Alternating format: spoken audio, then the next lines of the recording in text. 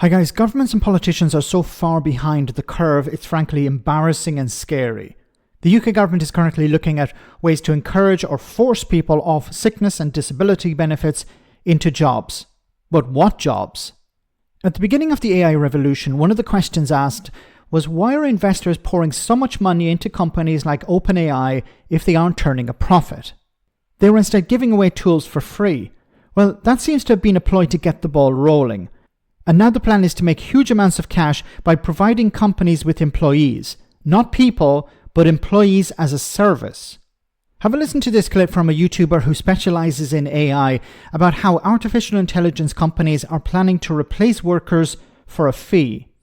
So there's been a few statements, including by OpenAI, that some people are finding concerning. We're beginning to see AI tools being launched and rolled out that are beginning to replace human workers. Here's a post from the Singularity subreddit. OpenAI CFO Sarah Fryer says the company is leaving the door open to a $2,000 a month subscription to its AI product, which could serve as a replacement to hiring humans due to its PhD level intelligence. Each AI assistant is like another set of arms.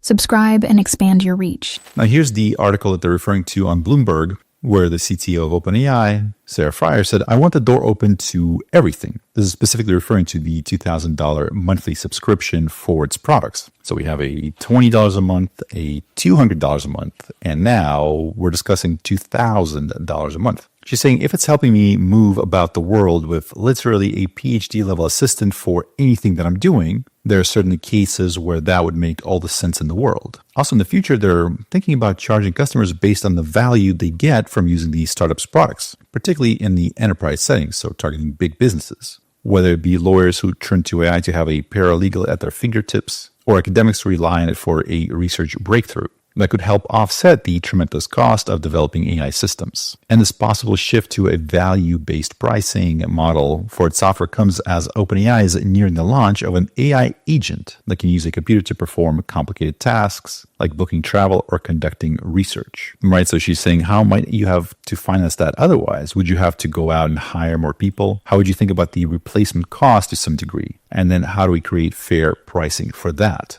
So to me, what that sounds like she's saying is, let's say you have an employee that costs you $8,000 a month, right? This is somebody that's working in the legal field or the research field, somebody maybe quality control of some sort. So this is somebody that's like super easily replaceable, somebody that has to somewhat complicated tasks, right? So, and in general, if a company, pays in 8,000 salary, usually people say, in order to realize the full cost of that employee, because there's other additional things like taxes and benefits and various other things that come as employee expenses. On top of that, so as a rule of thumb, you usually do something like 20 to 40% on top of the payroll expense to kind of estimate that. So let's take the bottom range of that. Let's say 20%. So that means that the company is paying $10,000 a month to that employee, everything included. Right? Now, obviously, a company like that, if it can get an AI assistant to replace that $10,000 a month salary, that human being in a chair, it would do that if the price is less than $10,000, right?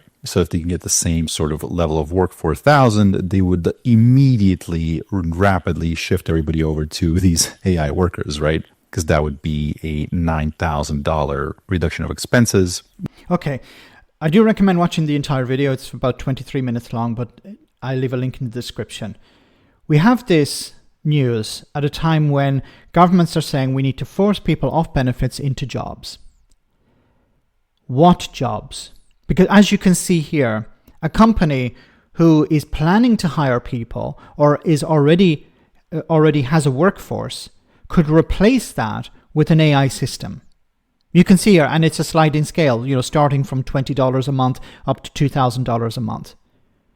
Now, not all jobs can be replaced. That's the important caveat here. But a lot of jobs. The median salary in the United Kingdom is £2,400 a month.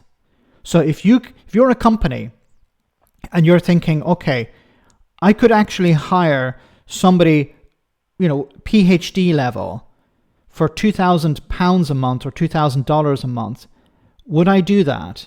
Because on the other side, you have the issues of having an employee, the sick days, holiday pay, maternity leave, going on strike over pay and conditions. Or you can have an AI system which will do pretty much the same thing. Now, this is not going to replace, once again, all jobs, at the moment anyway, but it will replace, for example, assistant jobs. So, for example, the lawyer and the lawyer's assistant, well, the assistant could be replaced by this, doing some of the work that the assistant would normally do. We need to change our approach to work. We need, as I keep saying, we need to have some sort of alternative, a UBI, universal basic income, because we're going to see more and more jobs disappear. He goes on to say in the video as well how, this is,